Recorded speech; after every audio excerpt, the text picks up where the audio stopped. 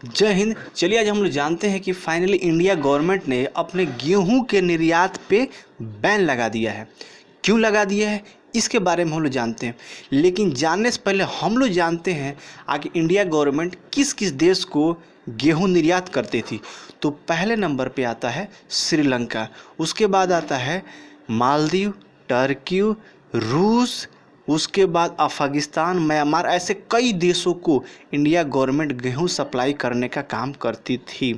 और यह India government के लिए बहुत बड़ा बिजनेस था, लेकिन इसको अभी रोक लगा दिया गया। इसके पीछे बहुत बड़ा एक कारण आ गया है।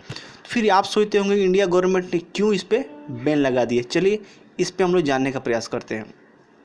अभी हाल ही फिलहाल में ऑर्डर आया हुआ है, मात्र 50,000 टन गेहूं चाहिए। किसको? टर्की को। इंडिया से 50,000 टन गेहूं चाहिए इंडिया से।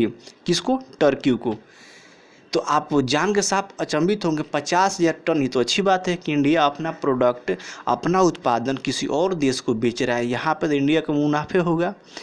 लेकिन इसके बाद जो बात बताने वाला हूँ, इसको जान के आप साफ हैरान हो जाएंगे। पता है वो जो ऑर्डर आया है इंडिया गवर्नमेंट को नहीं आया है। इंडिया गवर्नमेंट नहीं आया है, पता है किसको आया है? वो इंडिया गवर्नमेंट में प्राइवेट कंपनी को आया है। पता है कौन प्राइवेट कंपनी? एग्री बाजार करके प्राइवेट कंपनी, उसको ये ऑर्डर आया हुआ है।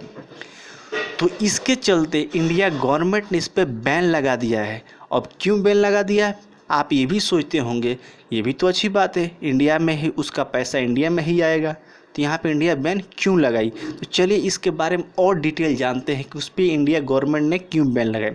तो यहाँ पे ये बात सामने निकल के आई कि जो एग्री बाजार करके और भी प्राइवेट कंपनियाँ वो क्या कर रही है कि इंडिया से गेहूँ खरीद के और अनलीगल तरीके से एक्सपोर्ट कर रही है।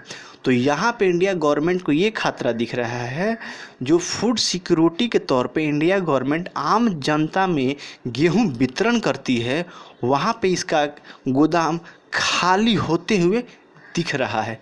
पहला संकट इंडिया गवर्नमेंट को ये दिख रहा है। उसके बाद इंडिया गवर्नमेंट को ये भी दिख रहा है कि यहाँ पे अनलीगल तरीके से गेहूं का जो भी एक्सपोर्ट हो रहा है अनलीगल तरीके से बाहर के बाज़ारों में इसको बेचा जा रहा है। ये है। उसके बाद इसमें और भी सब बातें हैं, तो इसीलिए इंडिया गवर्नमेंट ने इसको बैन लगा दिया है। यहाँ पे एक तौर पे देखा जाए तो यहाँ पे किसानों को बहुत बड़ा घाटा इसलिए होगा क्योंकि किसान जो आंदोलन कर रहे थे, अगर उस बिल को मान लेते किसान लोग, तो वो लोग आज अपने उत्पादनों को अच्छी दरों पे बेच सकते थे। लेकिन उन लोगों का मानना था कि हमारा उत्पादन केवल इंडिया गवर्नमेंट ही खरीदे, एमएसपी पॉइंट पे ही हमारा सामान खरीदा जाए। तो वहाँ पे वह बिल नहीं पारित हुआ और शुक्र मनाई कि इंडिया गवर्नमेंट ने भी इस बिल को पारित नहीं किया। अगर इंडिया गवर्नमेंट इस बिल को पारित करती तो आज इंडिया गवर्नमेंट लॉस में जाती। इसलिए लॉस में जाती कि टोटल किसान थे वो प्राइवेट कंपनी को बेच देते। प्राइवेट कंपनी क्या करती, उसको और देशों में एक्सपोर्ट कर देती। तो इसीलिए यहाँ पे किसान को भी घाटा होता और सरकार को भी यहाँ पे घाटा होता। तो ये था आज के एनालिसिस। चलिए मैं युवा यादव, सॉल्यूशन न्यूज़ से जय।